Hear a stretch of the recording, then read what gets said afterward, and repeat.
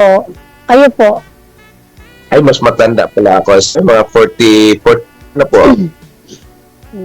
Ilan na po anak niyo?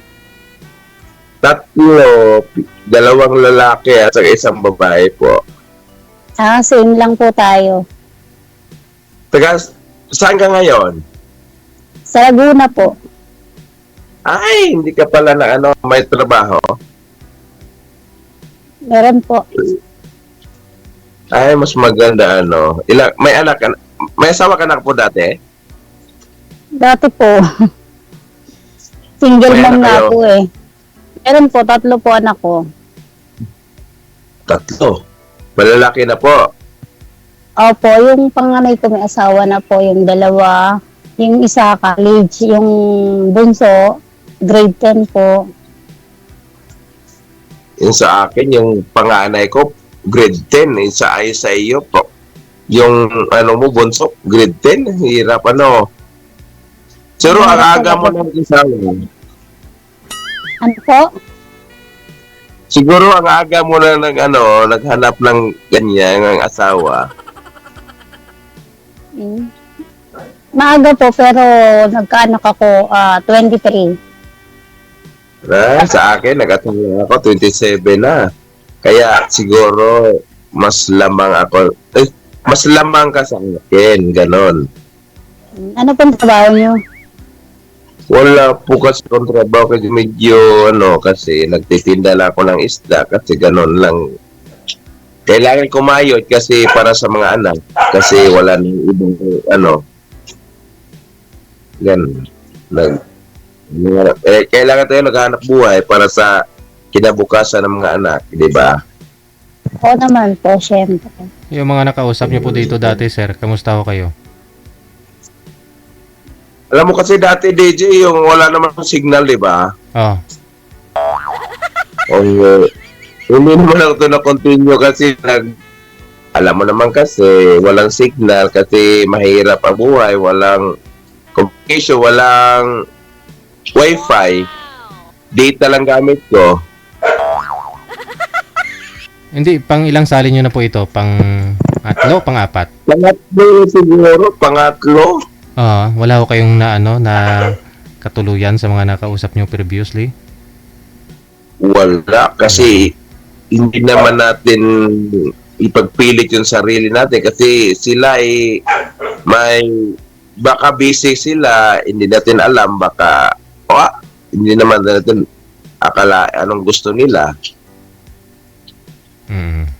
Baka ngayon na. Kaya hindi naman ko namili ko, DJ. Pag nag-chat naman ako sa kanila, DJ, pero hindi sila nag-reply, nag-call naman ako sa kanila, pero ayaw sumagot, gano'n. Pero okay lang naman, wala naman tayo sa pilit, di ba? Kaya, gano'n, gusto ko sali kasi gusto ko lang gusto ko kausap, gano'n. Kasi may problema kasi sa mga buhay natin, gusto natin may makausap sa panahon na may problema tayo. Lalo sa emotional kasi sa araw-araw. Problema, baka ayaw ni mama kinig ng problema. Hindi naman siguro, DJ. Marami na po Kasi ako niyan, sir. Marami ka ring problema, ma'am. Marami na ako niyan, kaya ayoko nang makarinig ng ganyang problema. Hindi naman sa ganun siguro. Oy, DJ, ganun naman talaga. Wala namang problema siguro pag kailangan talaga magkausap, pagkaintindihan. Diba? Baka ma'am,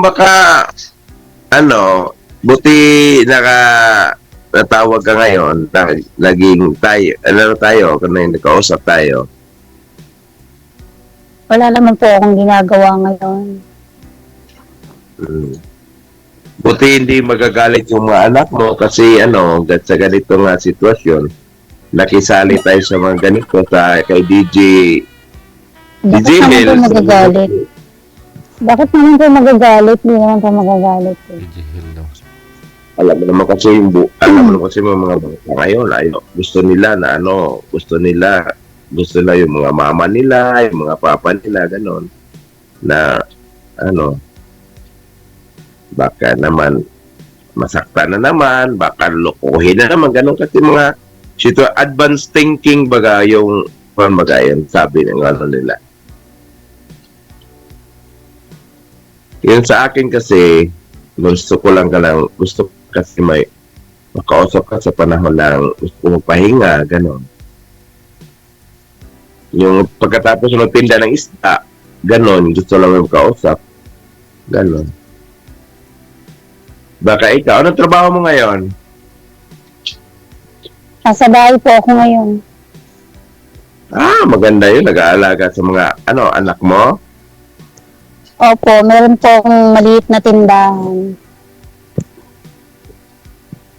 Ganun ka. Di mas maganda kasi kasama yung mga anak mo, tapos yung ganun. Yung sa akin, Ayun kasama po. ko yung mga anak mo. 3 times ko na po kasing sumali dito. DJ. Patatlo na to. Kamusta yung una, pangalawa, ma'am? Yung una po, di okay. Yung pangalawa, ganoon din po. Bakit di okay, ma'am? Siguro, after 2 years po, nagsubok ulit ako. Nag-try po ako kagabi, nag kay DJ, yun. Sana po kagabi, kaso, hindi kaya po nung aking, ng cellphone, kaya sabi ko, baka hindi kaya nung, ng... Ba't di ho sila okay, ma'am? Yung mga nakausap niyo po dati? Kasi po, yung pangalawa po, ay, hindi sa maayos kausap. Makalasing? Tapos, ang dami niya po sinasabi. Ang dami niya po sinasabi. Halimbawa? Baka, DJ, baka lasing? Hindi naman po DJ, matino naman siya. Kaso, marami po siyang sinasabi, hindi ko po ma-gets yung mga sinasabi niya. Tapos, daw po siya, nagyayabang daw po. Ang dami po kasing yabang. Na, tulad ng? Engineer daw po siya, ganun-ganyan. Basta marami po.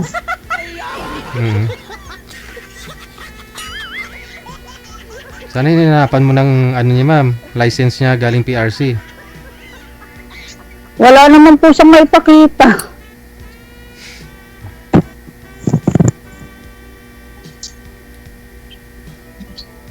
Hindi pa Hindi, nakakaya naman, hindi naman ako engineer. Alam mo naman, maliit na negosyo lang. May pisto ka naman sa palengke, sir, di ba? Naglalako kayo? Oo, dati. Pero iniisip ko naman palagi na mas madali lang mabinta yung paninda ko pag nilalako ko sa, nilalako ko yung paninda ko. Ganon. Kasi may suki ka na, no? Mas madali yun. Kasi pag may pwesto ako sa palengke, nagbabayad ka pa ng pwesto, tapos kakaunti pa yung binta. Kasi alam mo naman kasi ang mga tao ngayon, tamad, kailangan talaga puntahan mo para bumili. Ganon kasi. Kasi para hindi sila mahirapan, di ba? Ano yun, Oo, sir, ganyan din ang ginagawa ko dati. Naglalako. Siyempre, pag kailangan ilako, madaling maubos. Kaya ganyan naisip ko palagi. Kasi kasi alam mo naman kasi, hanap tayo ng diskarte para yung mga tao hindi nahihirapan, di ba? Kasi mas madali kasi maubos pag pinunta mo house to house, di ba? Ganon. Kasama na po linis nun, sir? May kaliskis na? Linis. All around dito, kailangan talaga magluluto na sila. Linis, kaliskis, tanggalan ng kaliskis, tapos tanggalan ng bituka, ganon. Gagayati na. Tanggalan, ganon lahat. Alam mo kasi yung sabi nila, customer is always right. Kailangan sundin yung anong gusto yung customer mo, di ba? Para makakaulit pa ulit. Ay, sir, nasaan asawa mo? Wala na, matagal na kasi kinuha na ni Lord, 2018 pa. Okay. Alam mo kasi yung buhay. Hindi natin alam kasi yung buhay ng tao. Kailangan, alam mo naman na kasi, lahat tayo darating din sa ganyan na punto, pero hindi natin alam. Pero kung ano ng Panginoon, dyan lang siya, di wala na itong magagawa. Gusto ng Panginoon yun, di ba? Eh, bakit po kayo sumali dito? Eh, gusto ko lang kasi, alam mo naman kasi ang buhay.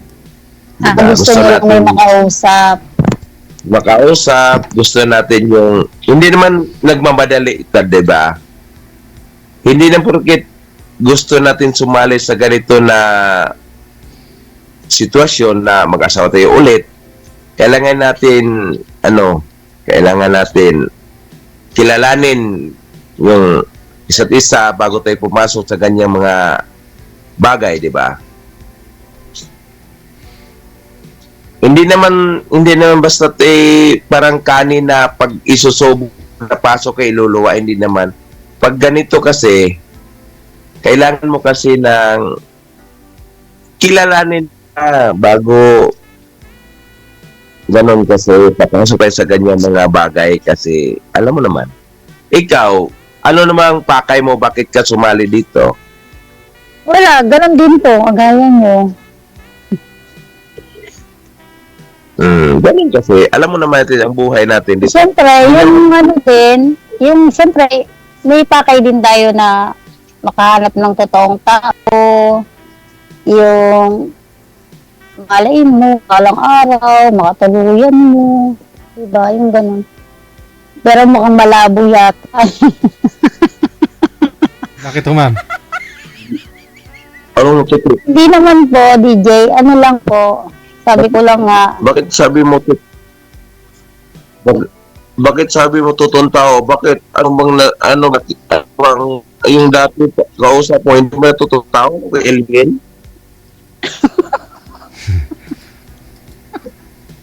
hindi naman po, wala namang sinabing ganun alien. Hindi, kasi, siyempre, dito, katapat natin yung tao ngayon. Hindi naman natin alam kung sino yung totoo, di ba? Hindi naman. Nasa kanya pa rin yun kung nagsasabi siya ng totoo, di ba?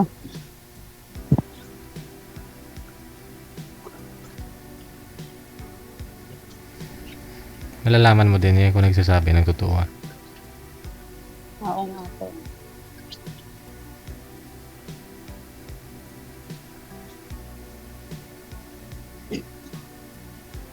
Alam mo ka. Kakaya naman. Sige po, magsalita ko kayo.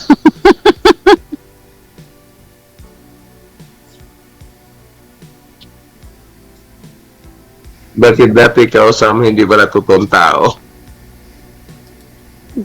Parang ganun na nga po yung pangalawa. Kasi ano may yabang siyang ewan. Hindi ko naman siya sinasabing pero sa nakikita ko po sa kanya. Baka yung kausap mo dati Ano po, sir? Ano? Hindi naman po. Ay, matapos po.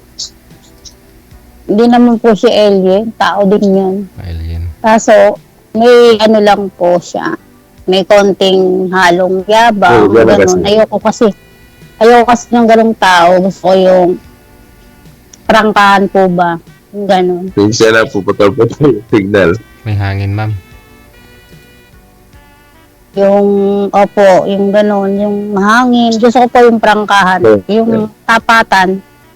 Ayoko po nung Oo, yung ganun parang kasi yun.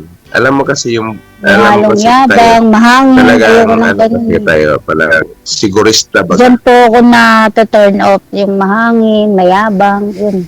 Gusto lang natin talaga. Magsabi ka na lang ng totoo para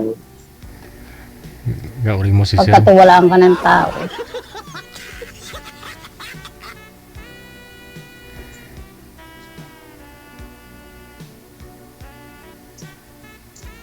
Mahina ang signal ko. Mahina naman ito kasi... Ilang taon na yung bunso mo, sir? Naulan dito. Ilang taon Naulan na yung dito bunso sa mo? DJ, sa Leyte. Alam mo naman bagyong upong ba yun? Ay, Si Opong. dumaan na po ba si Ompong, sir?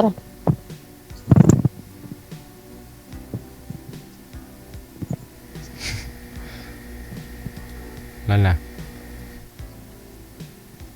Wow, wala po signal na dito. Ilan? Nalungkot na si sir. Ito si...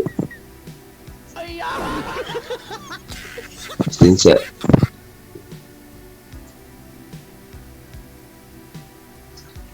Hindi po kayo umiinom, sir, no? Kaya ganun talaga. Sino? O ano siya? Kasing po ata kayo, sir eh. Hindi, baka signal niya lang.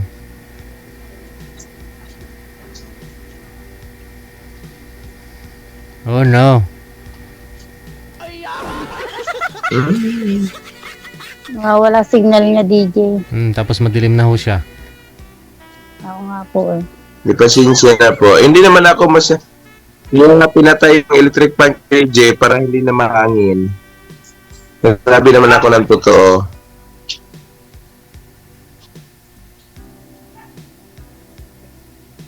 Nakainom pa po ba, sir?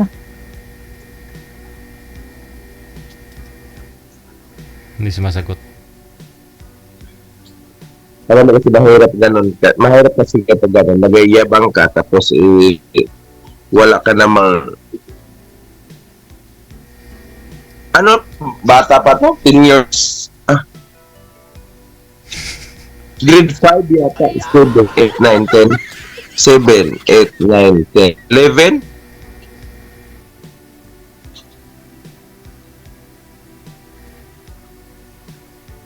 Eleven pa yata yung bunso ko, yung panganay ko, mga 15. Bata pa, mga bata pa. Marami pang kakainin tigas. Ako lasing. Hindi nga ako paano kasi pag nag-inom ka may mga anak ka, wala ka namang iba. Ano, gagawin mo? Nabagyo nga dito, paano ka nainom? Teka lang. Dito sa loob ng bahay. Kanina pa ho natin tanong yan, ma'am. Delay talaga yung busis niya. Mga 1 minuto na. Mahigit, 2 na. Baba niyo po muna yung tawag. Tatawagan ko po kayo ulit. Baba niyo po muna. Ma'am kan.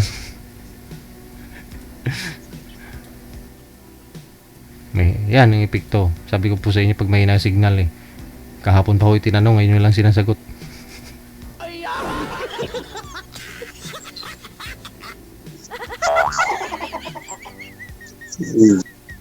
Sana ho kayo, ma'am. Ma'am Ann.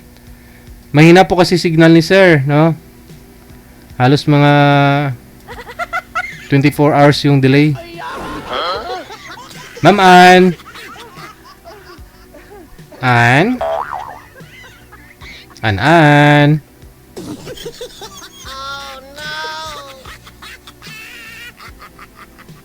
Wala na ho siya. Hindi na siya online manager. Ann.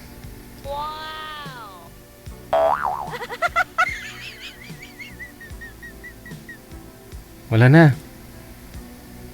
Hindi na sinasagot. Teka lang.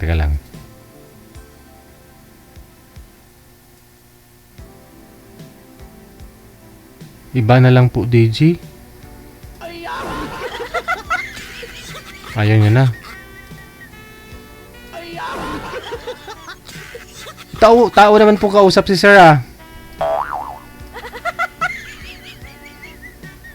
Sabi niyo yung una mong nakausap, pangalawa, mahangin. O ito si sir, wala namang hangin. Ay, nga pala, mahangin sa lugar nila. May bagyo nga kasi.